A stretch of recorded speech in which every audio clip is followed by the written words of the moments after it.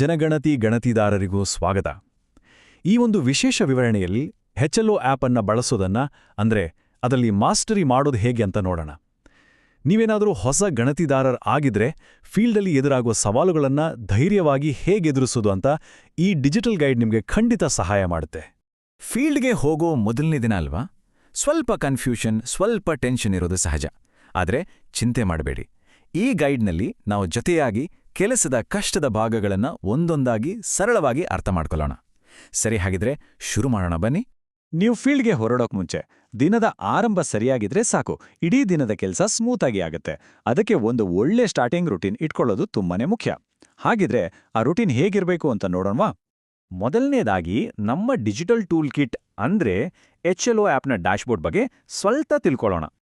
ಪ್ರತಿದಿನ ಬೆಳಗ್ಗೆ ಈ 4 ಸ್ಟೆಪ್ಸ್ಗಳನ್ನು ಮಿಸ್ ಮಾಡದೆ ಫಾಲೋ ಮಾಡಿ. ಇದು ನಿಮ್ಮ ಆ್ಯಪ್ ಅನ್ನ ದಿನದ ಕೆಲಸಕ್ಕೆ ರೆಡಿ ಮಾಡುತ್ತೆ. ಜೊತೆಗೆ ನಿಮ್ಮ ಡೇಟಾ ಟಾರ್ಗೆಟ್ಸ್ ಕೂಡ ಅಕ್ಯುರೇಟ್ ಆಗಿರುತ್ತೆ. ಉದಾಹರಣೆಗೆ, ನೀವು ಲೇಔಟ್ ಮ್ಯಾಪ್ ಮಾಡಿದ್ಮೇಲೆ ಹೊಸದಾಗಿ ಕಟ್ಟಡಗಳು ಕಾಣಿಸಿದ್ರೆ ಚಿಂತೆ ಬೇಡ, ಇಲ್ಲೇ ಎಕ್ಸ್ಪೆಕ್ಟೆಡ್ ನಂಬರ್ ಆಫ್ ಬಿಲ್ಡಿಂಗ್ಸ್ ಅನ್ನ ಅಪ್ಡೇಟ್ ಮಾಡ್ಕೋಬಹುದು. ಇದು ನಿಮ್ಮ ಕೆಲಸವನ್ನ ಎಷ್ಟು ಸುಲಭ ಮಾಡುತ್ತೆ ನೋಡಿ. ಈ ಡ್ಯಾಶ್ಬೋರ್ಡ್ನಲ್ಲಿರೋ 5 ಮುಖ್ಯ ಬಟನ್ಗಳ ಬಗ್ಗೆನೂ ತಿಳ್ಕೊಳ್ಳೋಣ. ಇದರಲ್ಲಿ ಎಲ್ಲಕ್ಕಿಂತ ಮುಖ್ಯವಾದದ್ದು ಅಂದ್ರೆ ಸಿಂಕ್ ಬಟನ್. ಯಾಕೆ ಗೊತ್ತಾ? ನೀವು ಕಷ್ಟಪಟ್ಟು ಒಂದೆರಡು ಮನೆಗಳ ಡೇಟಾ ಎಂಟ್ರಿ ಮಾಡಿದ ತಕ್ಷಣ ಸಿಂಕ್ ಮಾಡಬೇಡಿ. ಇಲ್ಲ ಅಂದ್ರೆ ಡೇಟಾ ಲಾಸ್ ಆಗೋ ಚಾನ್ಸ್ ಇರುತ್ತೆ. ನಿಮ್ಮ ಶ್ರಮ ವೇಸ್ಟ್ ಆಗಬಾರ್ದು ಅಂದ್ರೆ ಸಿಂಕ್ ಮಾಡೋದನ್ನ ಮರಿಬೇಡಿ. ಸರಿ, ಡ್ಯಾಶ್ಬೋರ್ಡ್ ಬಗ್ಗೆ ಗೊತ್ತಾಯ್ತು. ಈಗ ವಸತಿ ಪ್ರದೇಶಗಳಲ್ಲಿ ಅಂದ್ರೆ ರೆಸಿಡೆನ್ಷಿಯಲ್ ಏರಿಯಾಗಳಲ್ಲಿ ಪದೇ ಪದೇ ಎದುರಾಡೋ ಕೆಲವು ಸನ್ನಿವೇಶಗಳನ್ನು ಹೇಗೆ ನಿಭಾಯಿಸೋದು ಅಂತ ನೋಡೋಣ. ಇದು ಗೊತ್ತಿದ್ರೆ ನಿಮ್ಮ ಕೆಲಸ ಅರ್ಧದಷ್ಟು ಸುಲಭ ಆದಾಗೆ.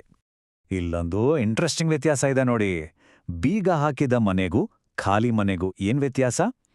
ಬೀಗ ಹಾಕಿದ ಮನೆ ಅಂದ್ರೆ ಅಲ್ಲಿ ಜನ ವಾಸವಾಗಿದ್ದಾರೆ, ಸದ್ಯಕ್ಕೆ ಎಲ್ಲೋ ಹೊರಗಡೆ ಹೋಗಿದ್ದಾರೆ ಅಷ್ಟೇ.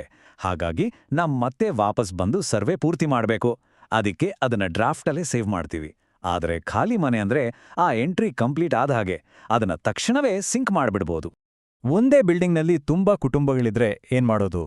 ಇದು ತುಂಬಾನೇ ಕಾಮನ್, ಅದರಲ್ಲೂ ಸಿಟಿಗಳಲ್ಲಿ ಕೇಳೋದೇ ಬೇಡ. ಇದಕ್ಕೆ ನಮ್ಮ ಆ್ಯಪ್ನಲ್ಲಿ ಒಂದು ಪರ್ಫೆಕ್ಟ್ ಸೊಲ್ಯೂಷನ್ ಇದೆ. ಇಲ್ಲಿ 2 ಸನ್ನಿವೇಶಗಳನ್ನ ಅರ್ಥ ಮಾಡ್ಕೊಳ್ಳೋದು ತುಂಬಾ ಇಂಪಾರ್ಟೆಂಟ್.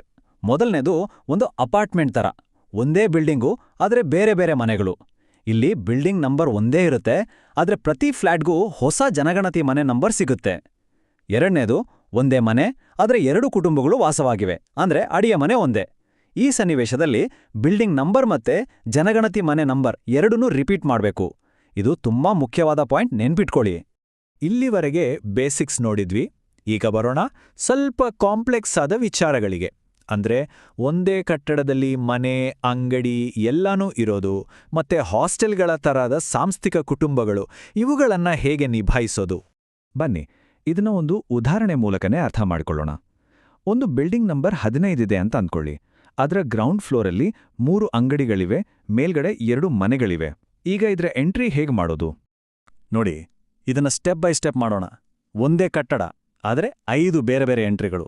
ಮೊದಲನೇ ಅಂಗಡಿಯಿಂದ ಹಿಡಿದು ಕೊನೆ ಮನೆವರೆಗೂ ಪ್ರತಿ ಸಲ ನಾವು ಬಿಲ್ಡಿಂಗ್ ನಂಬರ್ 15ಗೆ ರಿಪೀಟ್ ಬಟನ್ ಬಳಸ್ತೀವಿ. ಆದರೆ ಪ್ರತಿಯೊಂದಕ್ಕೂ ಹೊಸ ಜನಗಣತಿ ಮನೆ ನಂಬರ್ ಕೊಡ್ತೀವಿ. ಹೀಗೆ ಮಾಡಿದ್ರೆ ನಮ್ಮ ಡೇಟಾ ಪಕ್ಕಾ ಆಗಿರುತ್ತೆ. ಈಗ ಹಾಸ್ಟೆಲ್, ಪಿಜಿಗಳ ವಿಷಯಕ್ಕೆ ಬರೋಣ.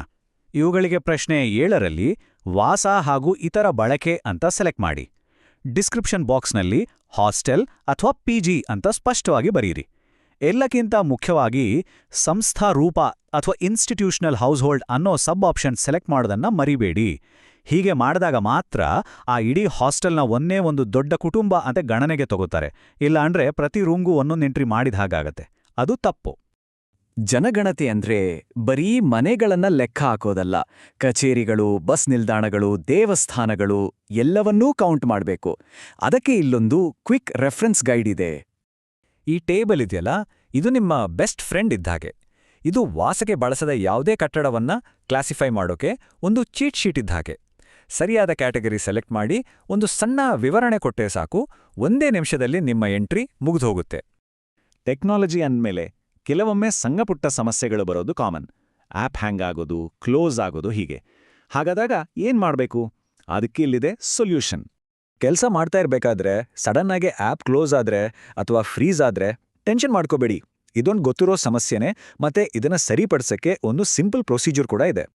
ಆ್ಯಪ್ ಕ್ರ್ಯಾಶ್ ಆದಾಗ ಈ 4 ಸ್ಟೆಪ್ಸ್ಗಳನ್ನ ಫಾಲೋ ಮಾಡಿ. ಮೊದಲು ಆಪ್ನ ಹೋಮ್ ಸ್ಕ್ರೀನಿಂದ ಲಾಗೌಟ್ ಆಗಿ, ಆಮೇಲೆ ಕ್ಯಾಪ್ಚಾ, OTP, ಪಾಸ್ವರ್ಡ್ ಹಾಕಿ ಮತ್ತೆ ಲಾಗಿನ್ ಆಗಿ, ಕೊನೆಗೆ ನಿಮ್ಮ ಪಿನ್ ಎಂಟರ್ ಮಾಡಿದ್ರೆ ಮತ್ತೆ ಡ್ಯಾಶ್ಬೋರ್ಡ್ ಓಪನ್ ಆಗುತ್ತೆ. ಹೆಚ್ಚಿನ ಸಂದರ್ಭಗಳಲ್ಲಿ ಈ ರೀಸ್ಟಾರ್ಟ್ ನಿಮ್ಮ ಸಮಸ್ಯೆಯನ್ನ ಬಗೆಹರಿಸುತ್ತೆ. ಇದು ತುಂಬಾ ಇಂಪಾರ್ಟೆಂಟ್ ಪಾಯಿಂಟ್. ದಯವಿಟ್ಟು ಗಮನವಿಟ್ಟು ಕೇಳಿ. ಒಮ್ಮೆ ನೀವು ಸಿಂಕ್ ಮಾಡದೆ ಡೇಟಾ ಡಿಲೀಟ್ ಆದ್ರೆ ಅದನ್ನ ವಾಪಸ್ ತರೋಕೆ ಸಾಧ್ಯನೇ ಇಲ್ಲ. ಅದಕ್ಕೆ ಹೇಳ್ತಿದ್ದೀನಿ, ನೀವು ಮಾಡಿದ ಕೆಲಸ ಸೇಫ್ ಆಗಿರ್ಬೇಕು ಅಂದ್ರೆ ಪದೇ ಪದೇ ಸಿಂಕ್ ಮಾಡೋದು ಒಂದೇ ದಾರಿ. ಡೇಟಾ ಎಡಿಟ್ ಮಾಡೋದ್ರಲ್ಲಿ ಒಂದು ದೊಡ್ಡ ವ್ಯತ್ಯಾಸ ಇದೆ. ಸಿಂಕ್ ಮಾಡೋಕೆ ಮುಂಚೆ ಅದು ಎಡಿಟ್ ಡ್ರಾಫ್ಟಲ್ಲಿರುತ್ತೆ. ಆಗ ನೀವು ಏನ್ ಬೇಕಾದ್ರೂ ಚೇಂಜ್ ಮಾಡ್ಬೋದು. ಆದರೆ ಒಮ್ಮೆ ಸಿಂಕ್ ಮಾಡಿದ ಮೇಲೆ ಅದು ಎಡಿಟ್ ಸಿಂಕ್ಡ್ಗೆ ಹೋಗುತ್ತೆ. ಅಲ್ಲಿ ನೀವು ಬಿಲ್ಡಿಂಗ್ ನಂಬರ್ ಮತ್ತೆ ಜನಗಣತಿಯ ಮನೆ ನಂಬರನ್ನ ಬದಲಾಯಿಸೋದಾಗಲ್ಲ. ಬೇರೆ ಏನಾದರೂ ಚೇಂಜ್ ಮಾಡಬೇಕಿದ್ರೆ ಅದಕ್ಕೆ ಕಾರಣ ಕೊಡಬೇಕಾಗುತ್ತೆ. ಹಾಗಾಗಿ ಸಿಂಕ್ ಬಟನ್ ಒತ್ತೋಕೆ ಮುಂಚೆ ಎಲ್ಲ ಸರಿ ಇದೆಯಾ ಅಂತ ಒಂದ್ಸಲ ಚೆಕ್ ಮಾಡ್ಕೊಳ್ಳಿ. ಕೊನೆಯದಾಗಿ, ಫೀಲ್ಡ್ನಲ್ಲಿ ಎಲ್ಲರಿಗೂ ಜಾಸ್ತಿ ಕನ್ಫ್ಯೂಷನ್ ಮಾಡೋ ಒಂದು ಪ್ರಶ್ನೆಗೆ ಉತ್ತರ ನೋಡೋಣ. ಅದೇ CN ಸಂಖ್ಯೆ. ಪ್ರಶ್ನೆ ಇಷ್ಟೇ: ಹೆಲ್ಲೋ ಆ್ಯಪ್ನಲ್ಲಿ ಬಿಲ್ಡಿಂಗ್ ನಂಬರ್ ಎಂಟರ್ ಮಾಡೋಕೆ ಮುಂಚೆ CN ಅಂತ ಹಾಕ್ಬೇಕಾ ಬೇಡವಾ? ಈ ಬಗ್ಗೆ ತುಂಬ ಚರ್ಚೆಯಾಗಿದೆ. ಆದರೆ ಅಫಿಷಿಯಲ್ ಹ್ಯಾಂಡ್ಬುಕ್ಕಲ್ಲಿ ಉತ್ತರ ತುಂಬ ಸ್ಪಷ್ಟವಾಗಿದೆ. ಕಟ್ಟಡವನ್ನು ಗುರುತಿಸೋಕೆ ಗೋಡೆ ಮೇಲೆ ಮಾರ್ಕರ್ನಿಂದ CN ಜೊತೆಗೆ ನಂಬರ್ ಬರೀರಿ. ಇದು ಫ್ಯೂಚರ್ ರೆಫರೆನ್ಸ್ಗೆ. ಆದರೆ ಆ್ಯಪ್ ಒಳಗೆ ಡೇಟಾ ಎಂಟ್ರಿ ಮಾಡಬೇಕಾದ್ರೆ CN ಅಂತ ಟೈಪ್ ಮಾಡಬೇಡಿ. ಆ್ಯಪ್ಗೆ ಬರೀ ನಂಬರ್ಗಳು ಮಾತ್ರ ಬೇಕು, ಅಷ್ಟೇ. ಇದು HLAO ಆ್ಯಪನ್ನು ಚೆನ್ನಾಗಿ ಬಳಸ್ಕೊಳ್ಳೋಕೆ ಒಂದು ಮಾರ್ಗದರ್ಶಿ. ಒಂದು ವಿಷಯ ನೆನಪಿಡಿ, ನೀವು ಚೆನ್ನಾಗಿ ತಯಾರಿ ಮಾಡಿಕೊಂಡು ಈ ಸಾಮಾನ್ಯ ಸನ್ನಿವೇಶಗಳನ್ನು ಅರ್ಥ ಮಾಡಿಕೊಂಡ್ರೆ ನೀವು ಖಂಡಿತವಾಗಿಯೂ ಆತ್ಮವಿಶ್ವಾಸದಿಂದ ನಿಖರವಾದ ಡೇಟಾವನ್ನು ಕಲೆಕ್ಟ್ ಮಾಡ್ಬೋದು. ಸರಳ ಸನ್ಮಾರ್ಗವು ಈ ವಿವರಣೆಯನ್ನು ಕೇವಲ ಮಾಹಿತಿ ಉದ್ದೇಶಕ್ಕಾಗಿ ಸಿದ್ಧಪಡಿಸಿದೆ. ಹೆಚ್ಚಿನ ವಿವರಗಳಿಗಾಗಿ ಯಾವಾಗಲೂ ಅಧಿಕೃತ ಕೈಪಡಿ ಅಥವಾ ವೆಬ್ಸೈಟನ್ನೇ ರೆಫರ್ ಮಾಡಿ. ಈ ವಿಡಿಯೋ ಇಷ್ಟವಾಗಿದ್ದರೆ ಲೈಕ್ ಮಾಡಿ, ಶೇರ್ ಮಾಡಿ, ಸಬ್ಸ್ಕ್ರೈಬ್ ಆಗೋದನ್ನು ಮರಿಬೇಡಿ. ಮುಂದಿನ ವಿವರಣೆಯಲ್ಲಿ ಬೇರೆ ಯಾವ ಸವಾಲುಗಳ ಬಗ್ಗೆ ಚರ್ಚಿಸೋಣ ಅಂತ ಕಾಮೆಂಟ್ನಲ್ಲಿ ತಿಳಿಸಿ.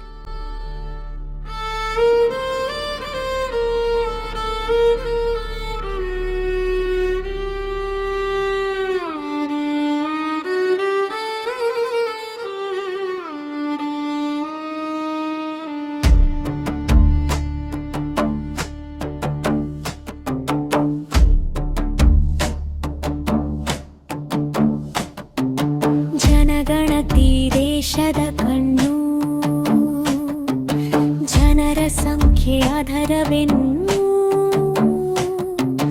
ಸತ್ಯ ಮಾಹಿತಿಯ ಬೆಲೆ ತಿಳಿದು ನಮ್ಮ ಕರ್ತವ್ಯ ಮಾಡೋಣವೆನ್ನು. ಮನೆ ಮನೆಗೆ ಮಾಹಿತಿ ಕೊಡಿ, ಭಯವಿಲ್ಲದೆ ಉತ್ತರ ನೀಡಿ. ಹಕ್ಕು ನಮ್ಮದೇ ಇದು, ಸಹಕರಿಸಿ ದೇಶ ಬೆಳೆಸಿ. ಜನಗಣತಿ ಭವಿಷ್ಯ